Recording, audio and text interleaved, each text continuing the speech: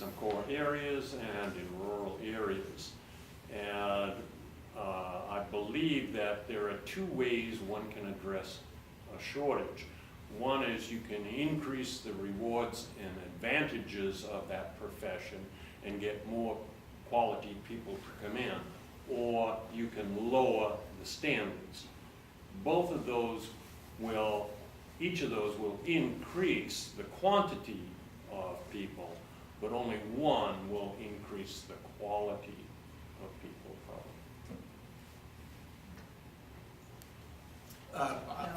Do you have an answer? Yeah, well, I was just gonna say, another way would be to reduce the regulatory barriers, and that's what we're seeking to do with the bills addressing the praxis test.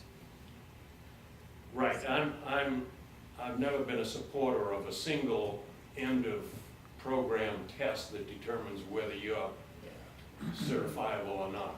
I won't say that. But on the other hand, we need to make sure that we continue to get quality young people to come into the education profession that results in things like a 91% graduation rate, best in the nation.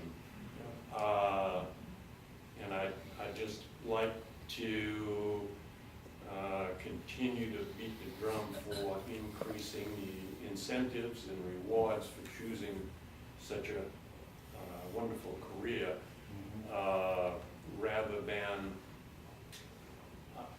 sometimes we have to take these sort of stopgap 1 year, as I understand it, measures to address the issue. But let's not stop there. Let's continue to keep the other side in mind. Okay, thank you. Well, and I agree with you, Glenn. Last week in our education committee in the Senate, we heard from a younger teacher. She's been teaching, I think she might have, I'll say, half a decade or so under her belt now. So she told a story about when she first started teaching that she couldn't relate to the kids. She'd gone through the college, got her BA, she's teaching, she wasn't relating. As she explained it, she couldn't get past the fact that, oh my goodness, I'm gonna say something to these kids and they're gonna reject me. She was afraid to give more of herself. She met a mentor. So when I say I take it a step further, there is a mentoring system going on with Iowa Educational System that is phenomenal. These guys are volunteers. This one particular gentleman that we heard from, Paul, was a band instructor for 35 some odd years, and a very emotional story told by Rachel. She was at her wit's end.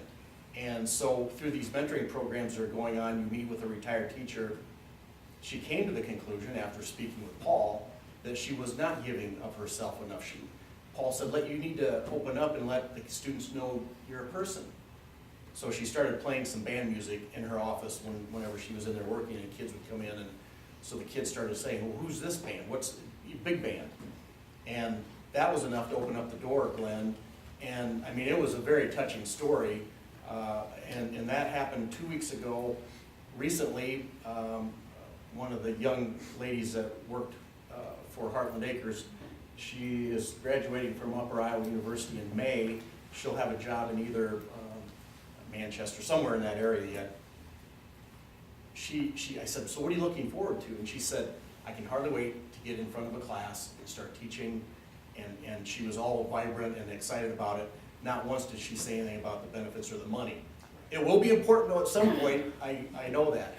And she's ready to be a teacher, and I brought up the idea. I said, please don't pass up an opportunity to take on a mentor if you're offered. She said, I'm aware of that. So the message is out for young teachers, you know. And after I heard from this young lady, I thought back to Rachel's story about how close we were to losing a teacher, because she simply didn't feel like she was, you know, making progress, and you know, a mentor steps in and helps. So lots of ways to keep, not only attract teachers, but maybe keep them. And it's not always financial or you know, like that. So appreciate the question. Go ahead. Tom Baker, Waverly. Sandy, you mentioned judicial selection reform.